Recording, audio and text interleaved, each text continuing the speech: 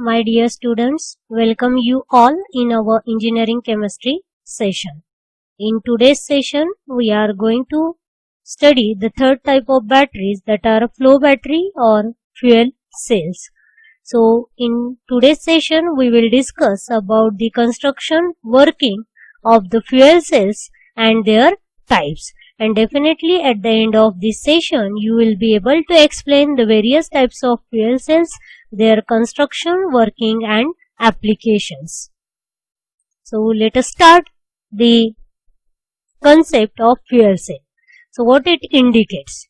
So in fuel cells, there is conversion of chemical energy into the electricity. So chemical energy from the fuel is converted into the electricity through an electrochemical reaction. So that is known as fuel cell. So we can define fuel cells as it is an electrochemical cell that converts chemical energy from a fuel into electricity through an electrochemical reaction. So representation of this fuel cell. So it is similar to our electrochemical cell. So what is the construction of electrochemical cell? In electrochemical cell also there are two electrodes. One is acting as an anode, another is acting as a cathode. Okay. And at the center there is electrolyte. Okay. Then this one is a fuel, and for its combustion we need the oxygen.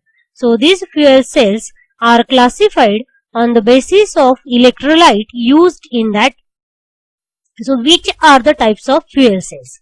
So first one, that is known as the alkaline fuel cell. So alkaline substances or solution that is used as an electrolyte. Second is phosphoric acid fuel cell. In these orthophosphates that can be used as a electrolyte.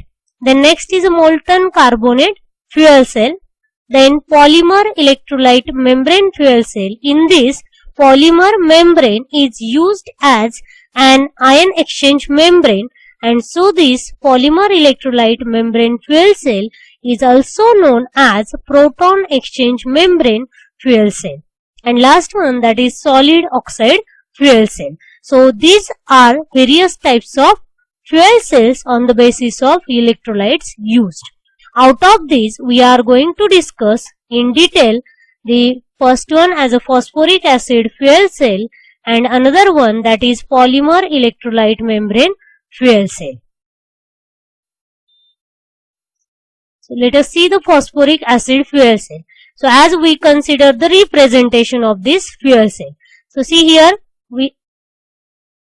this one is anode. So this electrode is acting as anode. Another one electrode is acting as a cathode. In between these two electrodes, there is presence of an electrolyte.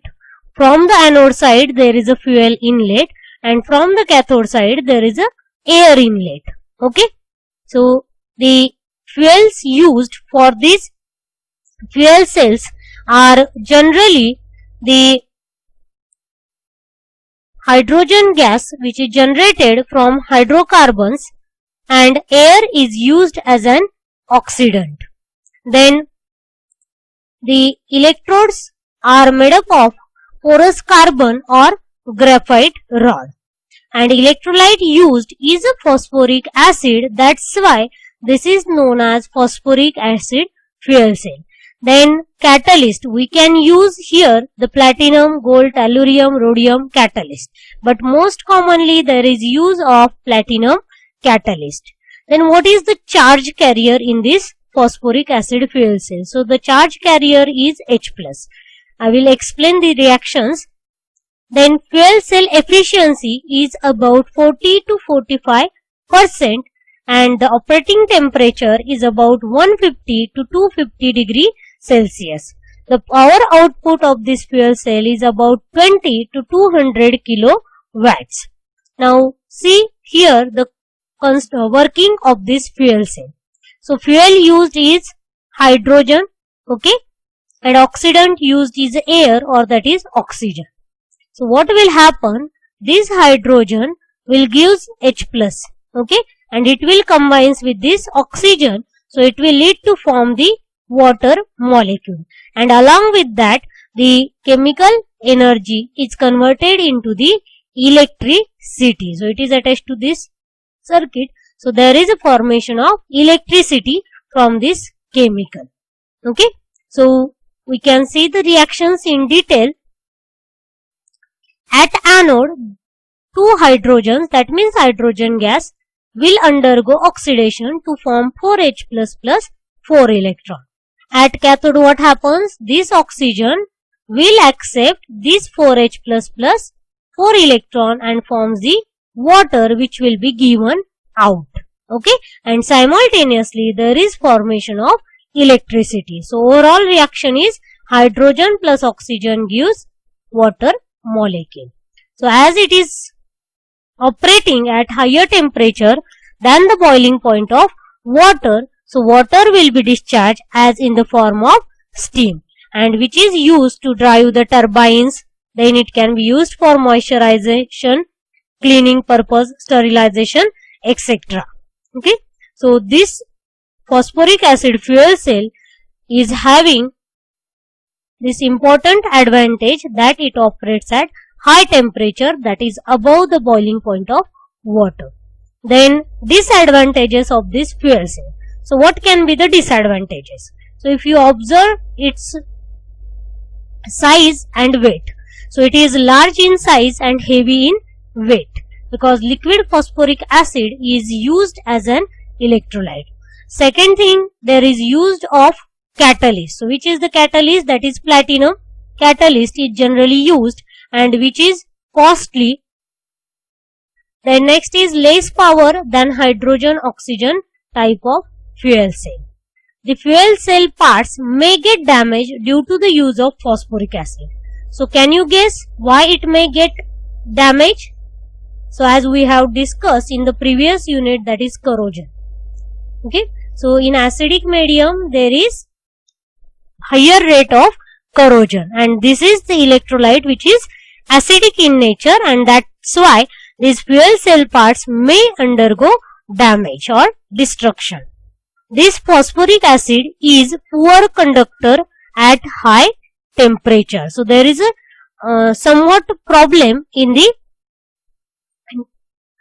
process because of poor conductivity of phosphoric acid. Now the second type of fuel cell, that is polymer electrolyte membrane fuel cell.